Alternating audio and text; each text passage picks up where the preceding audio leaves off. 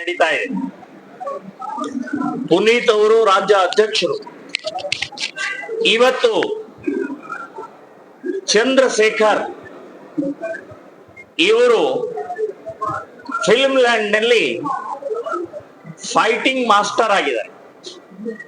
So fighting dupe ಮಾಡ್ತಾರೆ.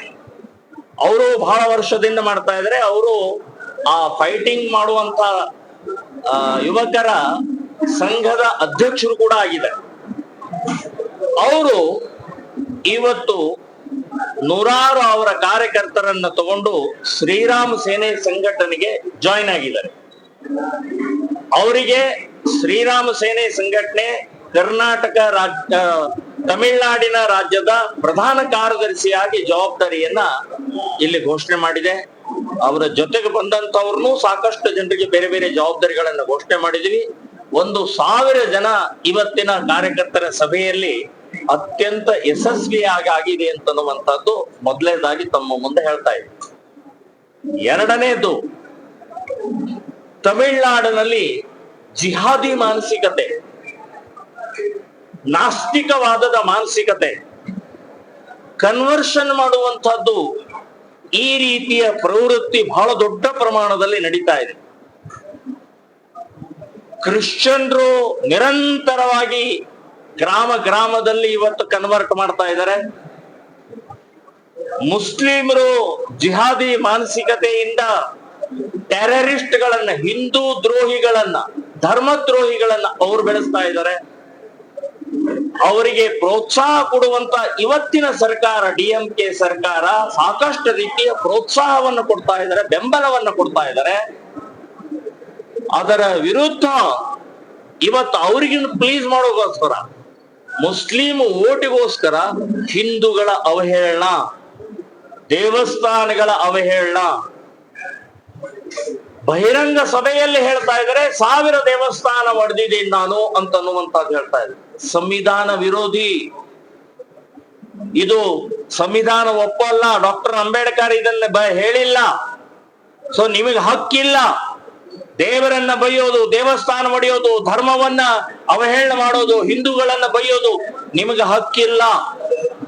So ಆ ಹಿನ್ನೆಲೆಯಲ್ಲಿ ಇವತ್ತಿನ ಶ್ರೀರಾಮ ಸೇನೆ ಸಂಘಟನೆಯ ಇಡೀ ರಾಜ್ಯಾದ್ಯಂತ ಧರ್ಮದ್ರೋಹಿಗಳನ್ನ, ದೇವಸ್ಥಾನ ಒಡೆಯುವಂತವರ ಮಾನಸಿಕತೆಯನ್ನ ನಾವು ನಿಶ್ಚಿತವಾಗಿ ತಡಿತೀವಿ, ಸೋಲಿಸ್ತೀವಿ ಅಂತನ್ನುವಂಥದ್ದು ಹೇಳ್ತಾ ಇನ್ನು ಮುಂದಿನ ವರ್ಷ ಚುನಾವಣೆ ಇದೆ ತಮಿಳುನಾಡು. ಅದಕ್ಕೆ ನೀವು ರಾಮಸೇನಾ ಅವರು ಏನ್ ಮಾಡ್ತೀರಾ?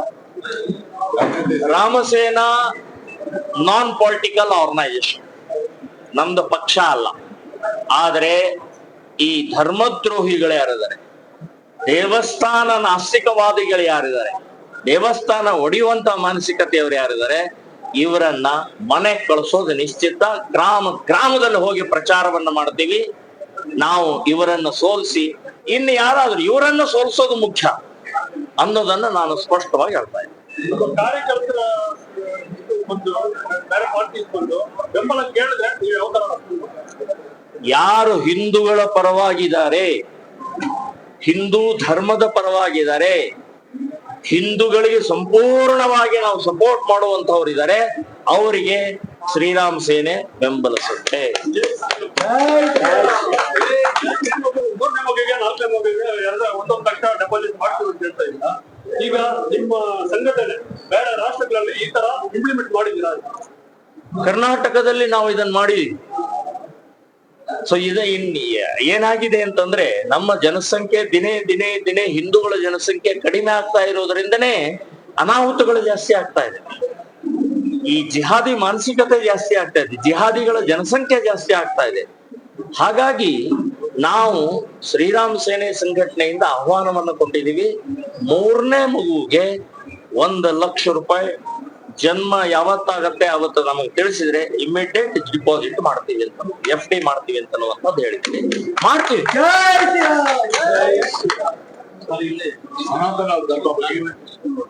ಯಾವುದು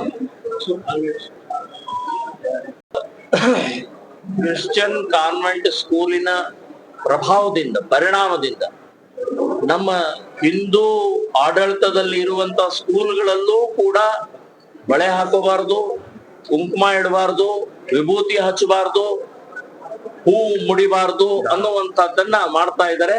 ನಾವು ಇನ್ನು ಮುಂದಿನ ದಿನಗಳಲ್ಲಿ ಆ ಎಲ್ಲಾ ಸ್ಕೂಲ್ಗಳ ಎದುರುಗಡೆಗೆ ಗೇಟ್ ಮುಂದೆನೆ ಬಳೆ, ಕುಂಕುಮ, ಹೂವು ಇಟ್ಟು ಪ್ರತಿಭಟನೆ ಮಾಡ್ತೀವಿ. ಒಳಗಡೆ ಹೋಗೋವ್ರಿಗೆ ಕುಂಕುಮ ಹಚ್ಕೊಳ್ಳಿ, ವಿಭೂತಿ ಹಚ್ಕೊಳ್ಳಿ, ಬಳೆ ತೊಡ್ಕೊಳ್ಳಿ, ಹೂ ಮುಡ್ಕೊಂಡು ಒಳಗಡೆ ಹೋಗ್ಬೇಕು ಅಂತನ್ನುವಂತಹದ್ದು ಆಂದೋಲನವನ್ನ, ಅಭಿಯಾನವನ್ನ, ಪ್ರತಿಭಟನೆಯನ್ನ ಮಾಡ್ತೀವಿ.